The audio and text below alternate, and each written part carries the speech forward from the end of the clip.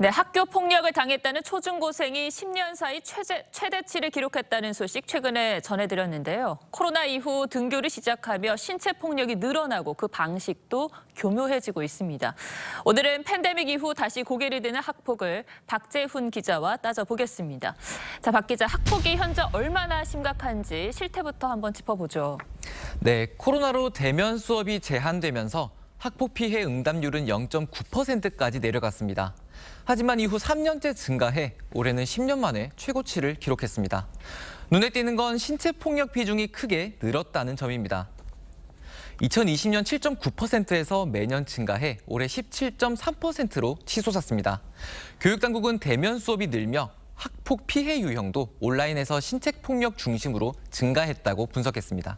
그렇다면 학폭이 주로 교실에서 발생하고 있다는 얘기입니까? 네, 학폭 피해 10건 중 7건이 학교 안에서 벌어지고 있는데요.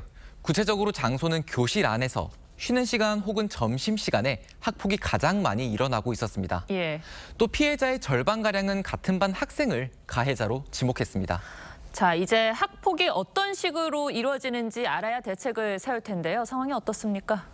네, 최근 몇 년간 문제된 학폭 유형이 바로 딥페이크, 이미지 합성 기술이죠.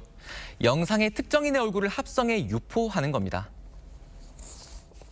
피해 학생이 그거를 발견을 하고 수습을 하려고 해도 이미 너무 무분별하게 크게 퍼져 버리기 때문에 그거를 이제 수습하는 데 굉장히 어려움을 보이고 있습니다.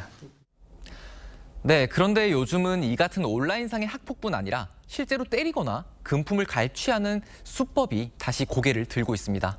실제 제가 취재한 사례인데요. 오토바이를 강제로 빌려 타게 한 뒤 시간당 몇만 원씩 렌트비로 받거나 체크카드를 빼앗아 쓰고 또 다른 학생에게 돈을 채워놓도록 해 강요하는 수법도 있었습니다.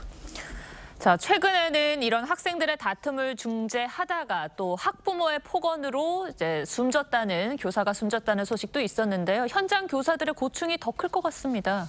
네, 바로 그런 문제 때문에 정부는 내년부터 학폭 조사를 교사가 아닌 전담 조사관에게 맡길 예정입니다.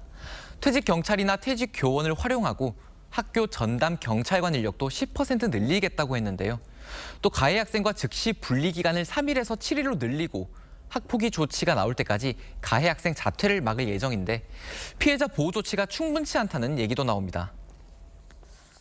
피해자 보호 조치가 굉장히 미흡해서 피해자 보호 조치를 좀 더 강화하는 걸 우선시하고 그다음에 처벌이나 다른 제도를 개선하는 게 저는 가장 효율적이라고 판단을 하고요. 학폭 목격자의 30%가 아무것도 못했다고 응답한 만큼 학폭 피해를 쉽게 신고하고 신고 즉시 피해자를 보호하는 시스템 구축이 필요하다는 지적입니다. 네, 학폭 피해자는 평생에 잊힐 수 없는 트라우마를 안고 살게 되는데 그 상처가 더 깊어지지 않게 사후 방안도 철저하게 마련을 했으면 좋겠습니다. 박 기자 잘 들었습니다.